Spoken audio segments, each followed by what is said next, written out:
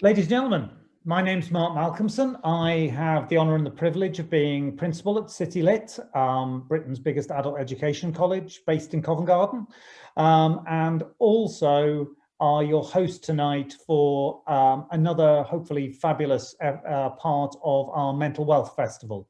For those of you who've been coming to the event during the course of the week, you'll know that over the week we've had an amazing array of workshops, cookery exhibitions, panels, lectures from Boston, people joining from all over Britain. So the festival, which started 5 years ago, started originally at the college. It then moved the next year where we had started to have events in Parliament, in the British Museum, at the National Gallery, at the Guildhall.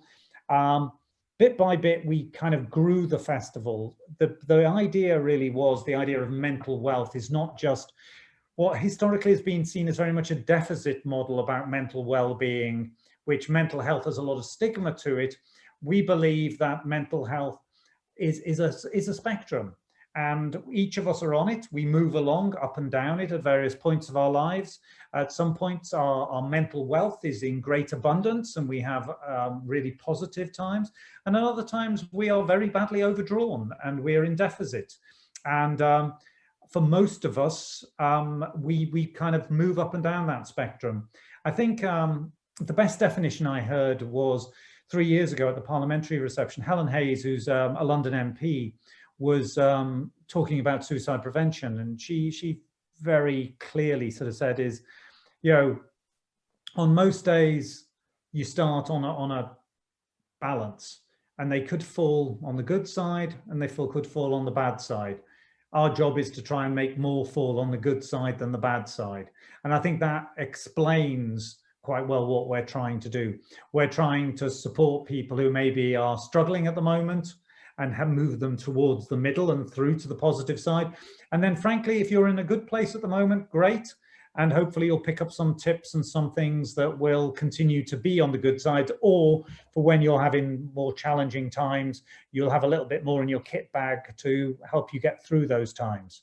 So that's the backdrop of the festival and what we're trying to do. This particular session is called Unboxed, Creativity Beyond Dyslexia, which I hope everybody realizes that's the session they've joined.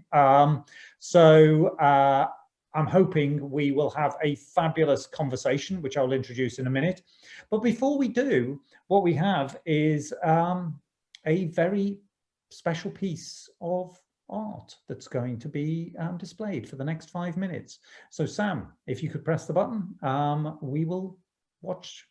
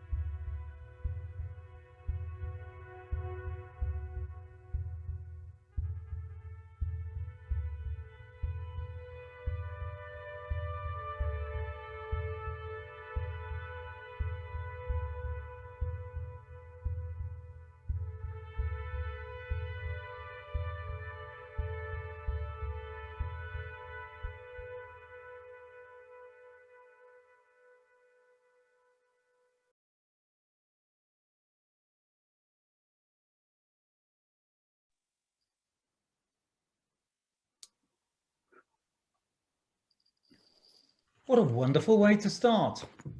On two levels. Firstly, a fabulous bit of choreography and dance. And secondly, being the host of these things, you always have your heart in your your heart in your mouth when you have something like this in case the technology doesn't work. So we're winning on 2 scores at this moment. What I'm going to do is introduce you to our guests, but I'm now going to throw a curveball in for them because I cannot claim to be remotely creative, but I can claim to be very dyslexic. And I have to say, when I ran in to do this session, I wrote with a green pen, and I'm realizing I'm having a bit of a dyslexic moment. So I'm going to introduce each of our guests, but I'm going to actually ask them to give their little potted bios as they did to me before, because I actually really am struggling with, I can do this in a dyslexic session. Nobody can judge me in this particular day. Everybody's got to go, oh, poor lad. But actually, what I'd like to do is go around, ask everybody to introduce themselves, and then we'll start the discussion. For housekeeping, before we do that, I want to just be very aware that normally we'd be in a hall, we'd be doing the fire escapes, all of this type of stuff.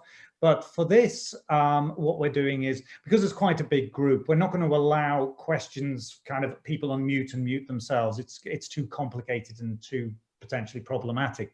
But what we do is, my job is to moderate through the Q&A box that if everybody can kind of click on. If you send me questions, I will do my best to bring them into the conversation where appropriate and try and get the panel to answer them in a way that keeps the conversation flowing. So the Q&A box is by far the best way of doing that. And please don't use the chat box, because that means I've got 2 going at the same time. And also, as I said, as a dyslexic, please can you frame your questions in quite short bursts, because the panel I was doing earlier before, there was one question literally I had to scroll on 3 pages on, and that wasn't one of my highlight moments. Anyway, without further ado, I'd like to welcome Pennie. Would you like to say a few things about yourself? Yeah, sure. I'm Pennie Aston, and I'm the founder of GroOops Dyslexia Aware Counselling. We were set up in 2008 to provide an emotional support for dyslexic people, specifically emotional repercussions. Now, why, you may ask, but what we found was that all our little quirks and bouncing off the walliness was not something that kind of got accommodated in therapy terribly easily. We had to use something which was very artistic and creative. And that's what we've been doing with abundance over the last 15, 20 years. We have various people throughout the UK who've been trained by us. And when I first started, people say, well, why call it groups? So I just want to explain why. The GR is about anger. The OOPS is about getting things wrong, and the big O in the middle is about the unity of belonging to community, creative community. That's me. I could never have done that as beautifully as you did. I'd have stumbled my way through trying to work out what GroOops was, and you've just done it so beautifully. So thank you for doing that. Say it again, because I can't remember anything I just said. That's always the best way. Spontaneity. Charlotte. Hello, I'm Charlotte. I'm a choreographer and filmmaker and dancer. And I started my career at the Royal Ballet and then went into a freelance career and had an amazing opportunity to work with some companies in Europe. And more recently, I've had the privilege of co-founding a company called Move Beyond Words with Elizabeth. And Move Beyond Words is here to amplify the voices of dyslexic artists. Lovely, perfect. And leads me on to Elizabeth. Hello, I'm also a choreographer and filmmaker, and I primarily make performances that are emotive and stick by kind of societal themes and political themes. And I'm the other half of Move Beyond Words, and as Charlie put it, we create amplify the voices of dyslexic artists, and we do that through events, workshops and films. And I'm also the director of Creative Dance London. So there we we create holistic workshops, dance workshops for people of all ages. Marvellous. And by no means least, Steve. Thank you. So I'm Steve. I'm 47 and still don't know how to introduce myself. So I've given up on that day coming where I have that eloquent thing that everyone goes, oh, one of them. I'm an artist, a writer and speaker. And I make stuff. So I make art. I hosted the world's first silent podcast. I do various talks and discovered, I've always experienced dyslexia in a different way of thinking, what I call my wonky way of thinking. But it was only later in life when my daughter was diagnosed, I read her dyslexia report and thought, I could just put my name on the top of this. So it's lovely to be here. Smashing. Right. So, and of course, what we have is our amazing BSL interpreters, Charmaine and Alison, who will be taking turns in supporting what we're doing here. So thank you to both of them for what they're going to do for us. So my first question is before we get on to creativity per se, I would just like people to kind of talk a little bit about their own personal dyslexic experience. Steve, you just touched on it very briefly, but dyslexia for me tends to be used as a bit of an umbrella term, and everybody experiences it in their own way. And we tend to use very kind of old-fashioned severe dyslexia, things like that, very, very judgmental terms around it.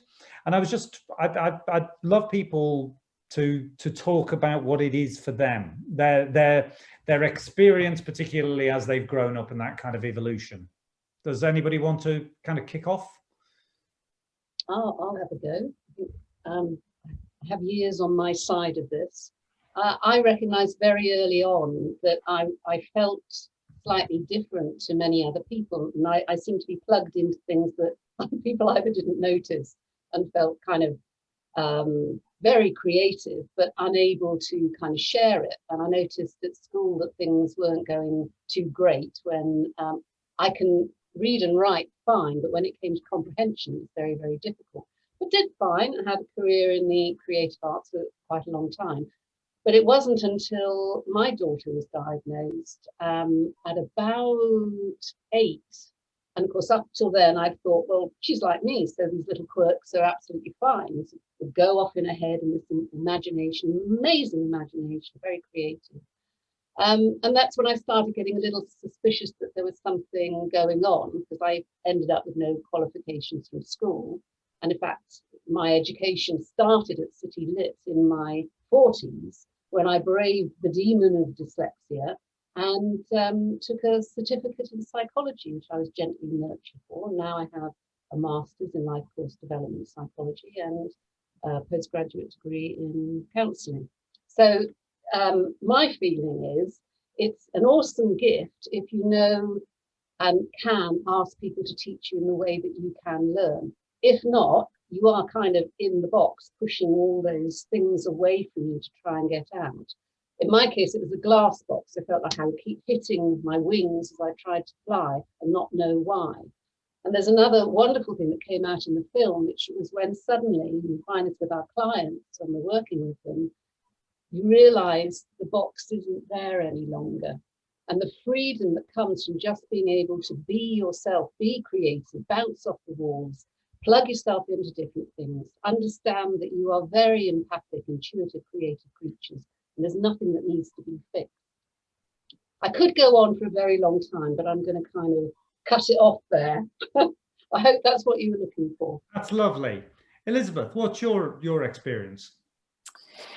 I think I'm still very much in the process of understanding my relationship with dyslexia, and that's why myself and Charlotte founded Move Beyond Words.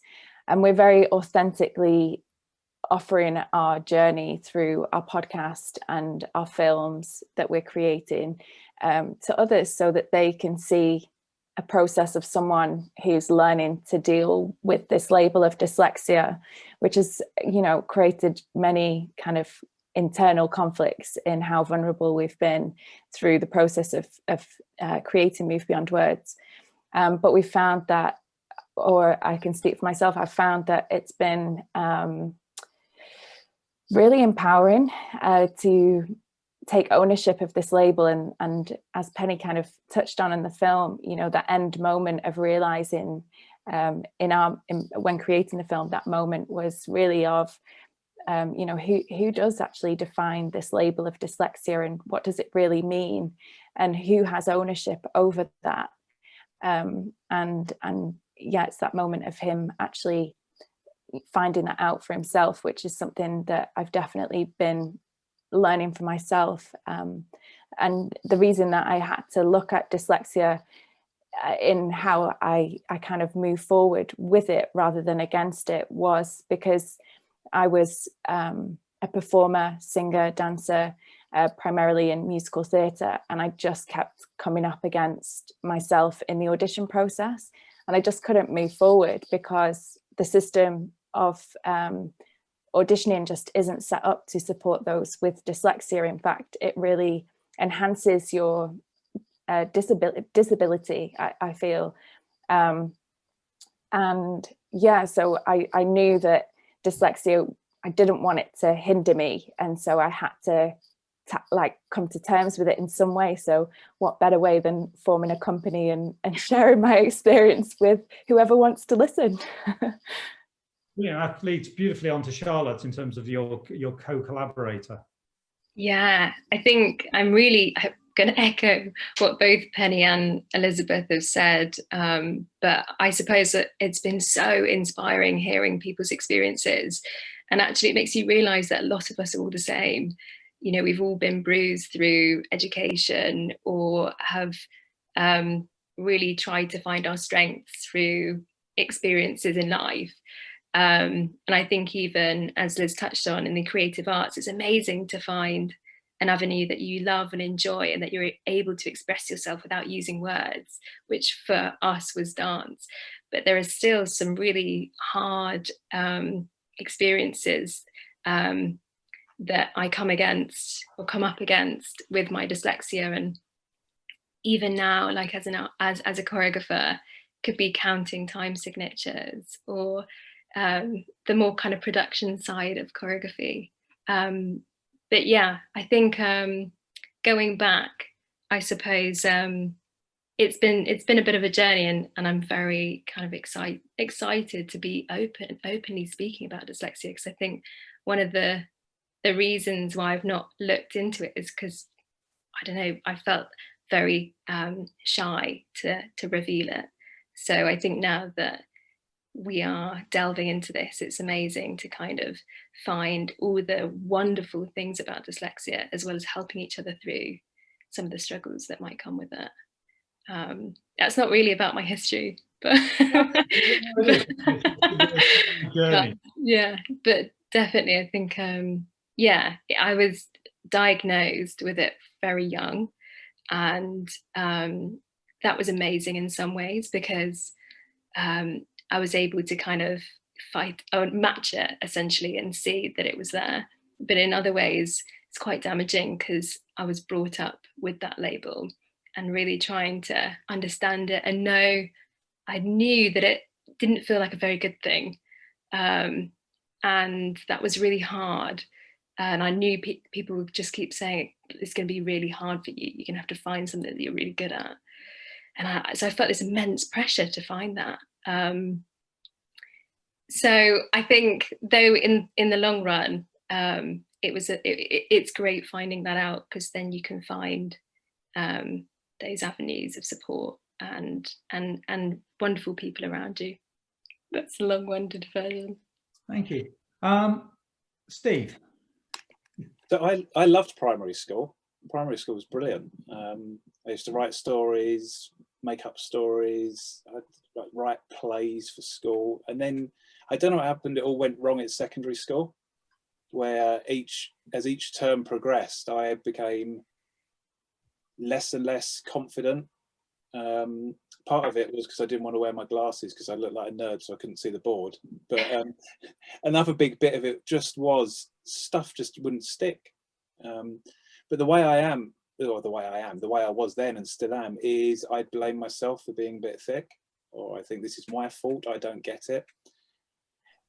In situations like exams and that, just didn't, just clearly didn't work for me. They're like a memory test. And it's only really sort of in my mid-30s that I went, similar to Pennie, I went on to do a master's later in life. But it was a master's that encouraged me to use my sort of tangential pattern thinking to write about what I think about things. And then sort of start to reclaim it as, actually, no, it might not be good for some things, but it's a superpower in other areas. And as I think I said in my introduction, this is a live demonstration of my working memory. I thought I can't be dyslexic because I can read and write. I can read and write. Dyslexia, the way I thought about it at school was, these are kids that can't read and write. And it was when my daughter was diagnosed, probably around a similar age, Pennie, around age 8, and she got to the point of school refusal because school was so stressful for her. And I got her report, and it said, yeah, she showed traits of dyslexia. And I started learning things about processing, verbal and visual processing and working memory and all of those things. And I thought, that's me. They're the things I struggle with. And then the things she scored highly on, like patterns and reasoning and fluid thinking and tangents and all of that. Yeah.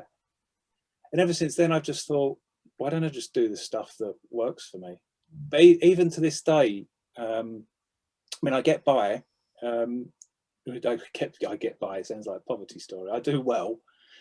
But even little things like when you get the verification codes for websites, they send you like 6 digits. I can't do it. I have to copy it down because I type in the first 3 and then the last 3 are gone. So my working memory is terrible. But I've come to embrace it, and this is great. Charlotte and Liz giving a platform for this. I was on their podcast as well. Just to talk about it helps me make more sense of it and think, right, these are the bits that I'm going to keep and nurture. Forget about the other bits. They were of no use to me anyway. That's brilliant. I mean, I think what's fascinating, I'm seeing a couple of questions that are coming through as well, is everybody's journey is different. So I think there's a couple of observations I have around it, which is, and from a college that deals with adults and has people from 19 right into their 90s, we find a lot of people particularly coming back later in life to get their GCSE bloody English. And it's because it's now become this barrier that if you haven't got your piece of paper, it doesn't matter how good you are at whatever you want to do, you need the piece of paper. So people are coming back. They've often not necessarily done very well academically. They've put themselves in a category then of being thick, and they've got a lot of self-worth issues and stuff like that.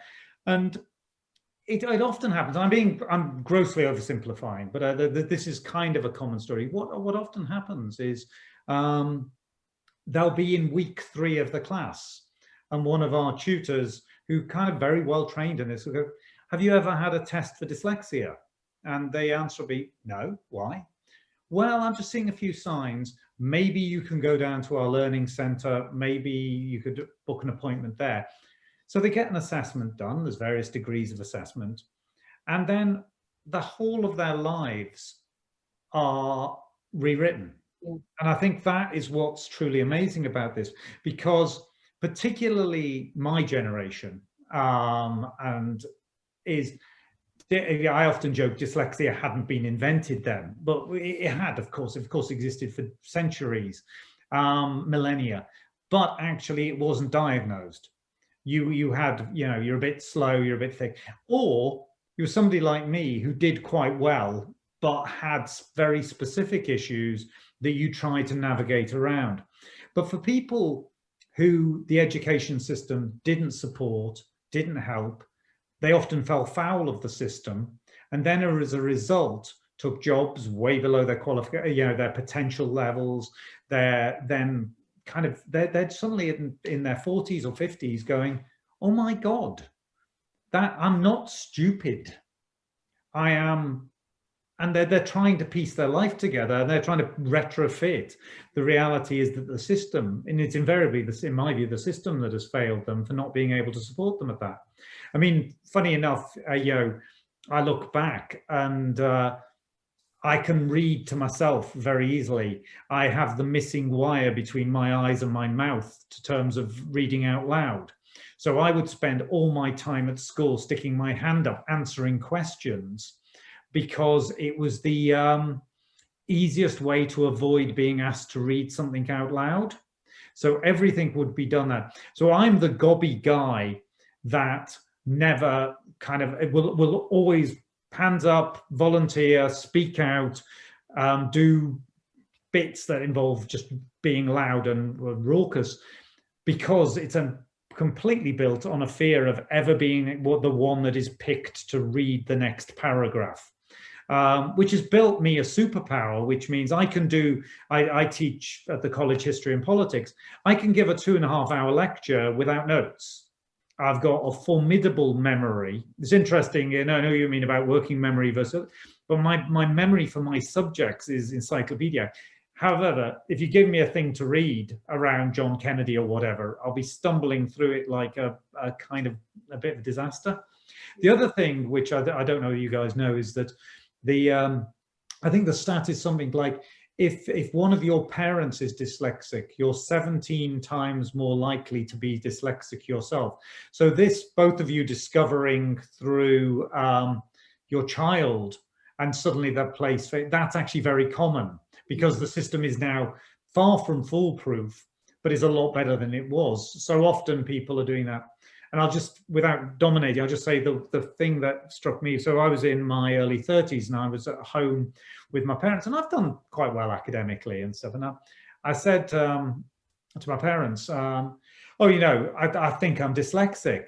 And my mother's response was immortal. It was, don't be stupid, you're clever. Which on every level is just a genius comment.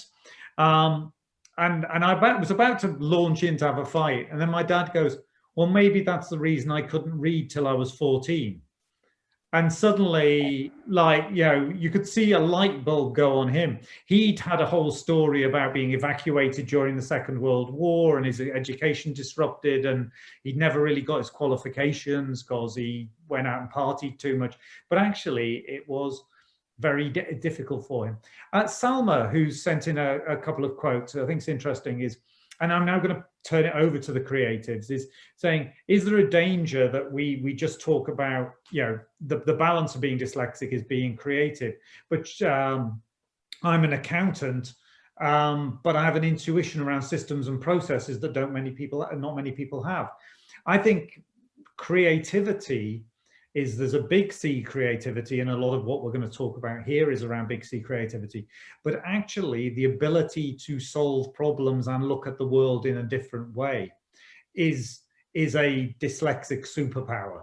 I love your phrase, Steve, so I'm going to just steal it shamelessly. The idea that you do look at things in a different way, and you kind of almost have X-ray vision, because with my senior team at work, you know, everybody will be talking one way, and then I mostly annoy them, I think. I'll go, but have you thought about this? And I just bring a 90-degree look at it. And I'm sure that is something to do with my dyslexia and just the wiring being different. But Pennie, why do you think, though, just going back to that kind of, not stereotype, but that idea that creativity and dyslexia are quite linked? Is there something about brain science, something about things that people are starting to realize there are connections around that? Well, I'm sure there are. What we've actually found is that by explaining to someone that the ability to hold multi-ideas, like having lots and lots of windows open on your computer and be able to see how that might connect, is a unique gift of dyslexia, which many linear people haven't got a clue what you're talking about when you're going from the side, underneath, on top, all the rest of it. And that gives you an insight into how you would put something together, and equally where the gaps are. So whether someone's an accountant or whether they're a dancer, what they're actually doing is holding in this magnificent brain various ideas, linking it to their history and their knowledge of how it fits in, and seeing where the gaps are. So it's quite unique and quite specialist as well. And because it's a plug into all sorts of senses, and we're highly tuned to our senses at all times, which can be both a blessing and a curse, it's the ability to pick up empathically and intuitively what needs to be done, which is that sixth sense, that how did you do that? How do you mind reading? No, actually, those are the skills of the neurodiverse mind, the ability to do all those things. But so often they're not the things that are credited as being successful, because that has to come with a certificate and an A star on it. But they make for magnificent values in being human beings, and being creative human beings. Do you often find, Pennie, that you, with the people that you work with, that the creativity that they have, there's a re-gearing about self-esteem?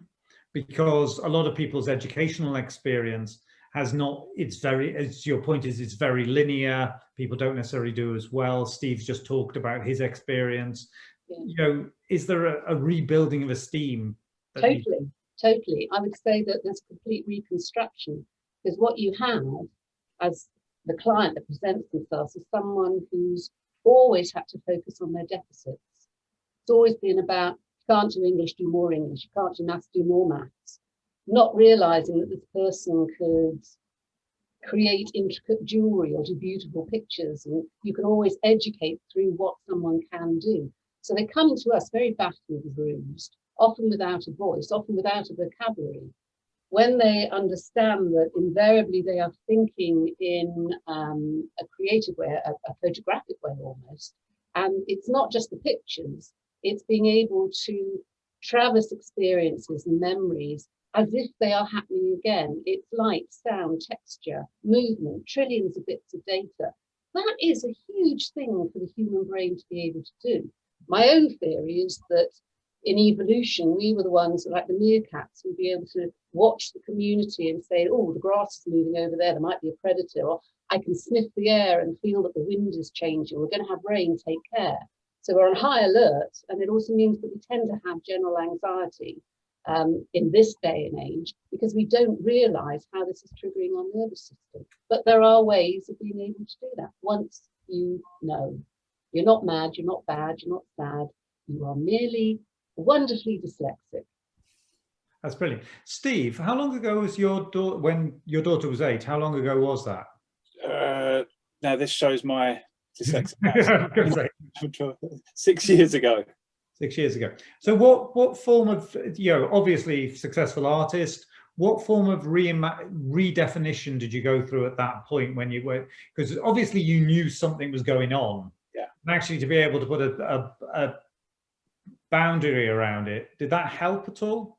Yeah, I mean, I really resisted, and it sounds weird to say it now, I resisted, or I was hesitant to tell my daughter that she'd been diagnosed as dyslexic. In my imagination, I thought that would be like an unhelpful label that would make her feel a bit thick and stupid. So I was projecting all of that onto how I would have received it when I was a kid. But it totally liberated her. It's like, wow, yeah, this makes sense. Now I know why I'm totally special.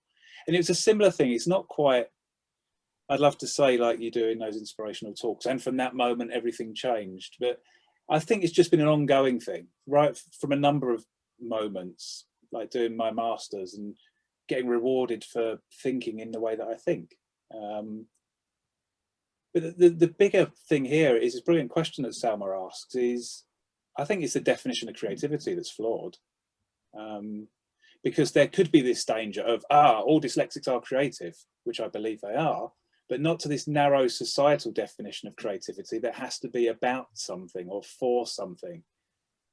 For me, creativity, and you described that brilliantly there, Pennie, creativity is simply our ability to dance live with our experience in the moment and the things we encounter within it. So to improvise with the world and to see possibilities and to see beyond words. I was stopping saying that because it sounded a bit cheesy. But my experience is often we're taught that when we don't have words for something, it's a problem. But I think when we run out of words, we've arrived in a magical place. And that's what creativity is. And Salma said there, she has intuition with systems and processes that not many people have. That's exactly that. So my argument would be that let go of dyslexia being just a wholly disadvantaging thing. And obviously it can be. But to embrace it, just also give up on this narrow definition of what creativity is, because that scuppers us just as much. I think that's exactly right. You don't want to be taken from one box and then put in another. So if I am a dyslexic accountant, I don't want to suddenly be going, oh my God, I've failed at being a creative genius and I haven't created 500 paintings and a dance repertoire. But actually, I think that the second bit that Salma's put in, which was an intuition around systems and processes, I think that's a lovely digit. It is that sense of feeling. Just going back to the child piece about, you know, judging, I thought Jamie Oliver put it beautifully a few years ago, which was, we'll have succeeded one day that when a teacher tells a parent that their child's dyslexic, instead of it being a stigma or a shame, it'll be, oh, that's brilliant, because you know that they will think in a different way and possibly have an edge in other ways that other kids won't, because they look at the world in a non-linear and non-regular pattern. And I thought that was great in terms of accentuating it.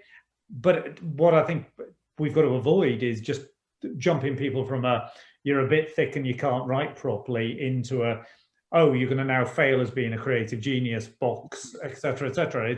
It's actually, I really I love this phrase neurodiversity, because I think it does open us up to so many possibilities about just everybody being themselves.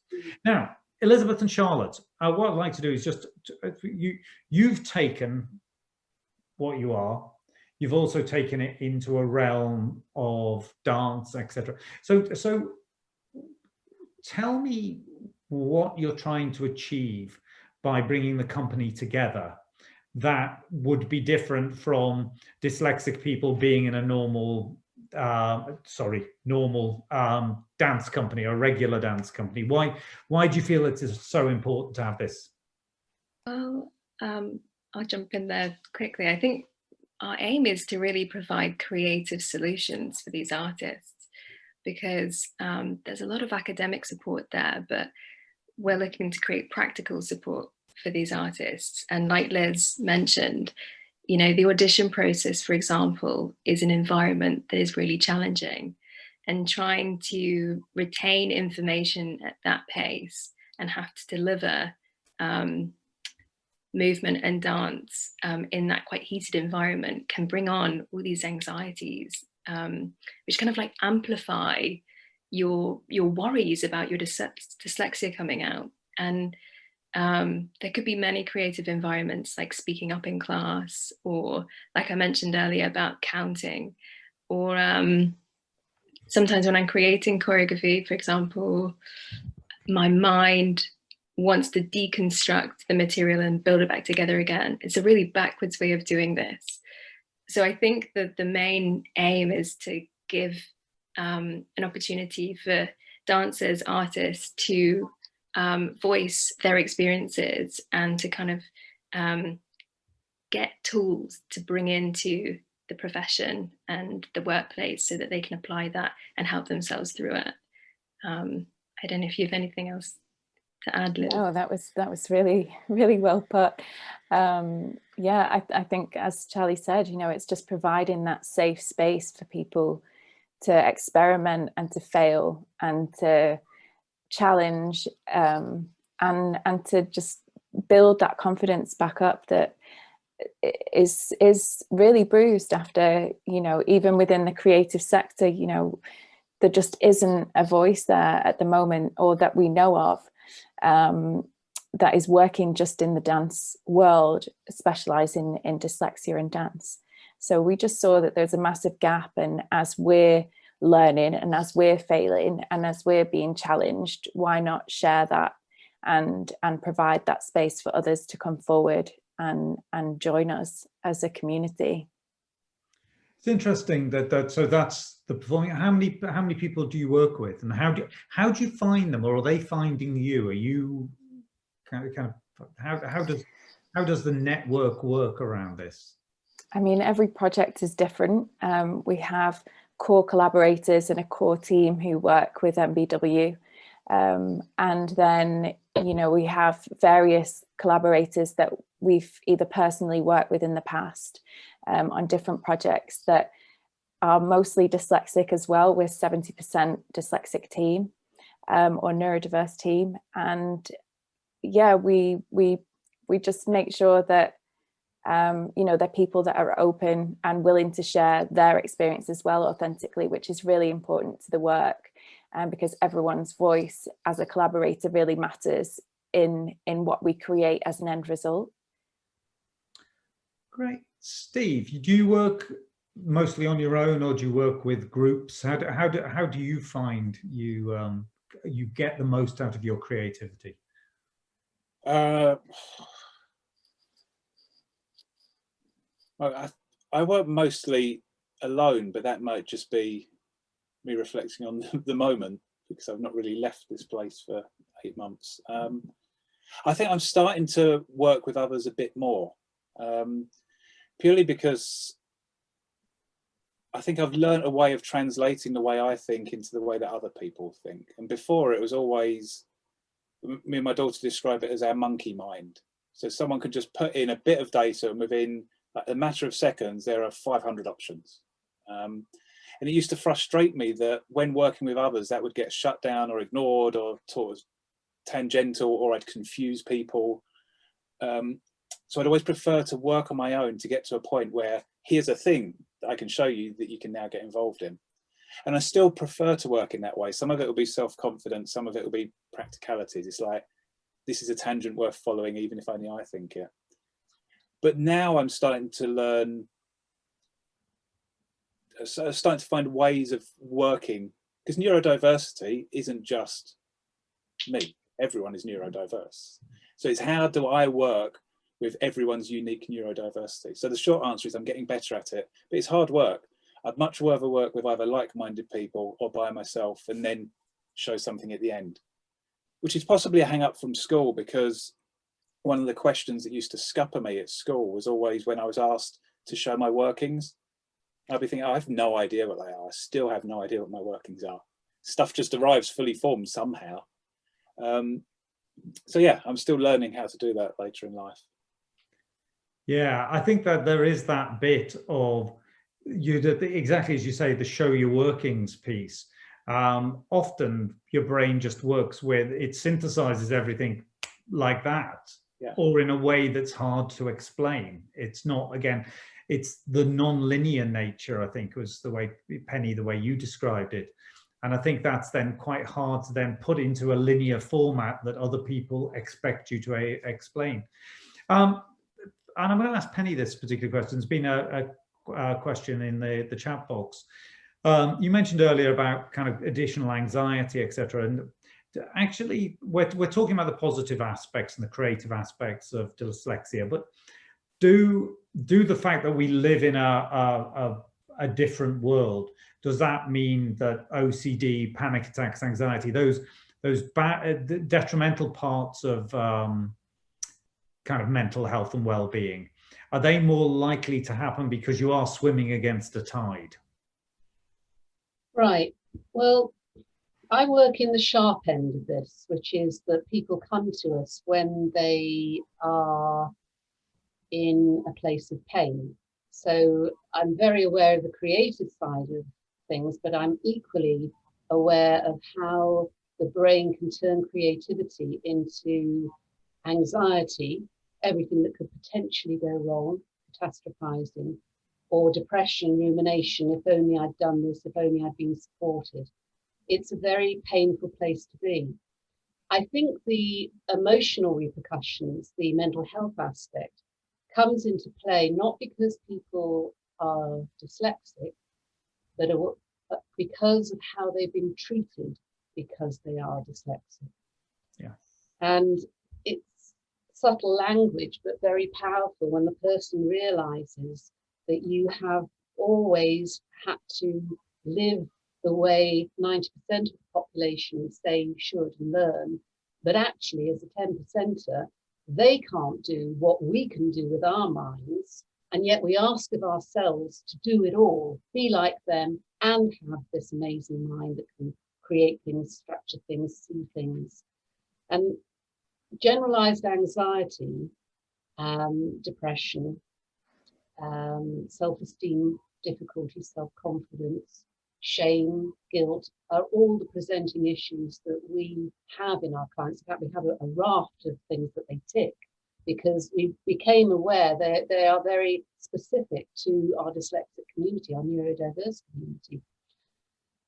Everybody experiences those things at some time or other, whether you're a linear thinker or a neurodiverse thinker. The difference is that neurodiverse people experience it more frequently, more intensely, and ergo it is more damaging in the end, because the amount of energy it takes us 4 times more energy to learn anyway. But you put all this added stuff on top, and it increases the likelihood of mental health issues. Right. So I'm conscious the hour's flying by very quickly. Is what I'd like to do is just ask everybody to reflect on a particular question, which is what would we do as society to make dyslexics flourish in both the creative world, the accountancy world, the academic world? What are the pieces that, from your experience, so obviously Pennie, you deal with a lot of people, but actually just from intuitively inside you, what would help the world, kind of, you know, the world of dyslexics get that much better? I would, in my very ignorant way, want to completely turn the education system upside down. Sorry, all my teacher friends, all the rest of it, but our understanding is that people come with very infected battle wounds because of their educational experience.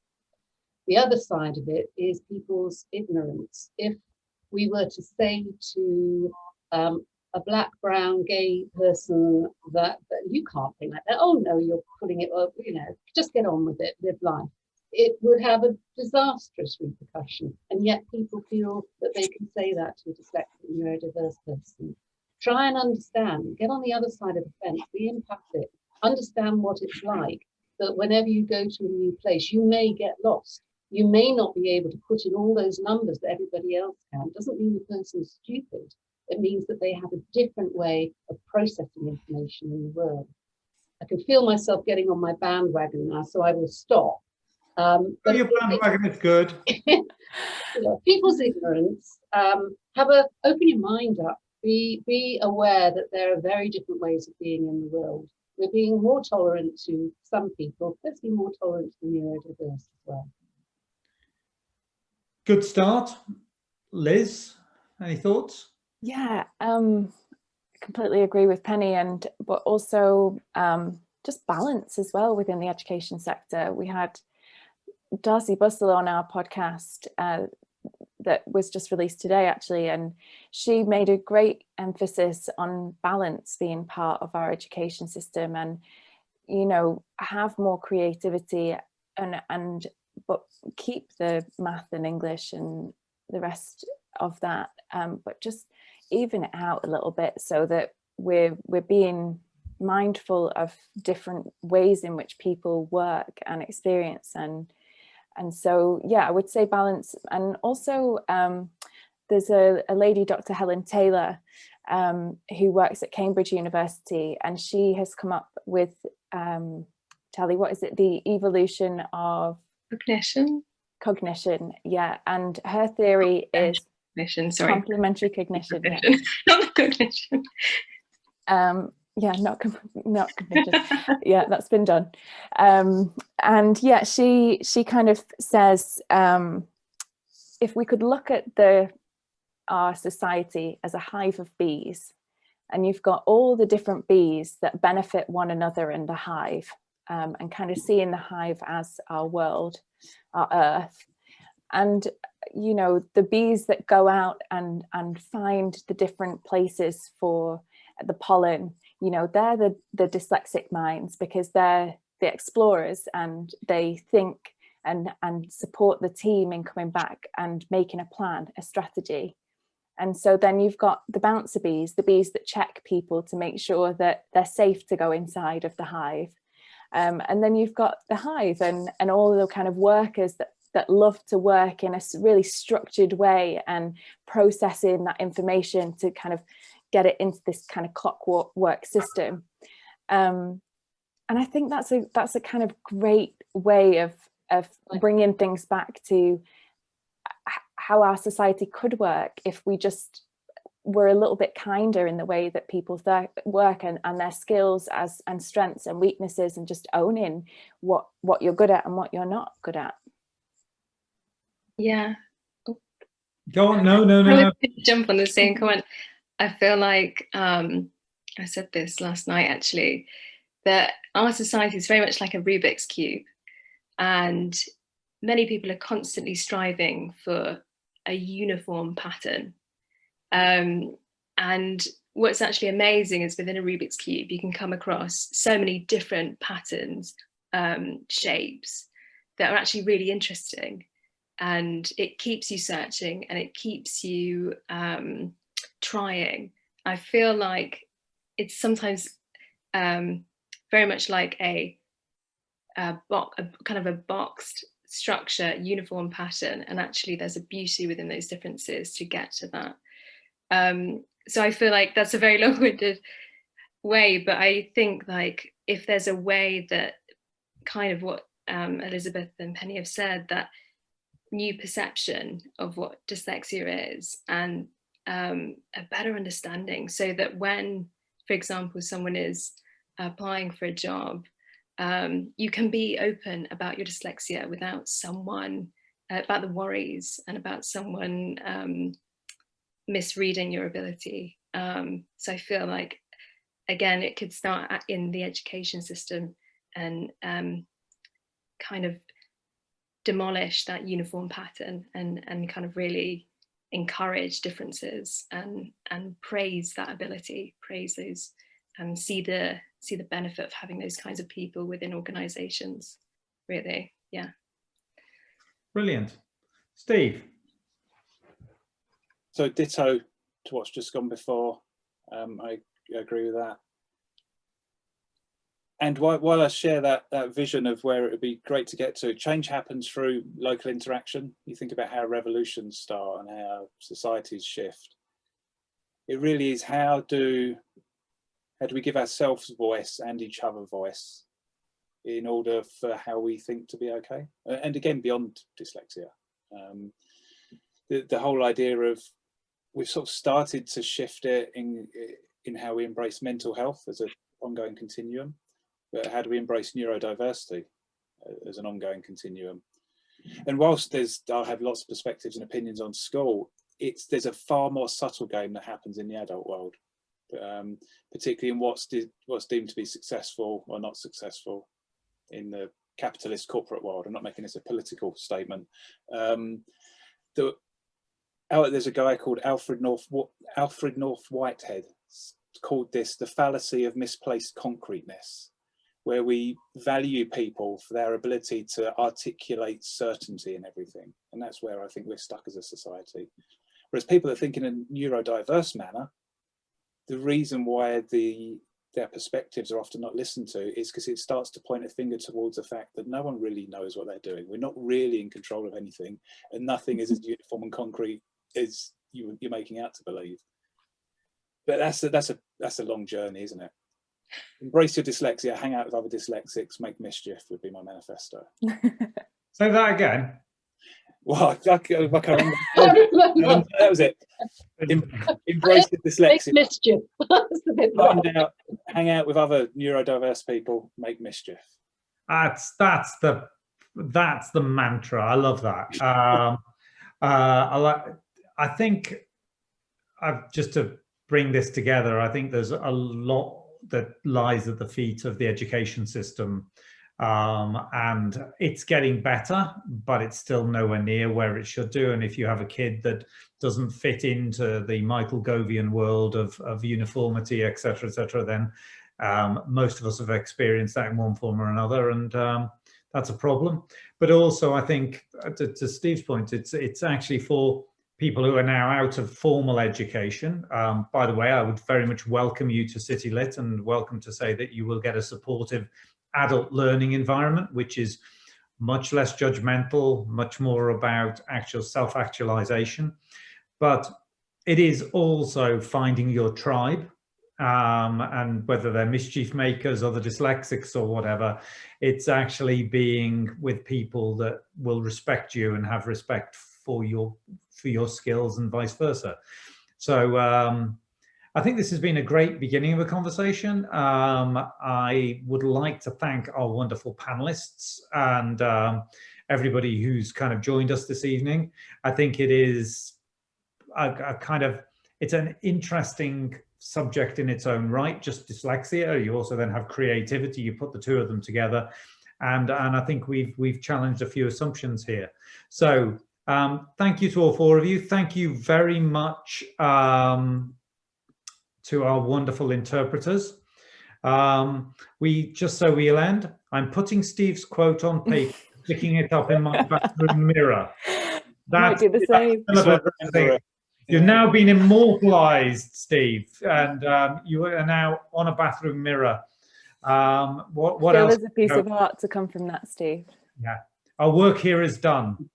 Pennie, Liz, Charlie, Steve, thank you for joining us. Thank you for being part of this year's festival, and we hope you stay part of our community. Thank you, everybody, for joining us, and Thanks, have Mark. a lovely evening. And there are still 2 more days of the festival with lots of other events going on. So please check out the website and see what else that you might be lit up by. Okay, take care, everyone. Yeah. Good night. Thanks, Mark.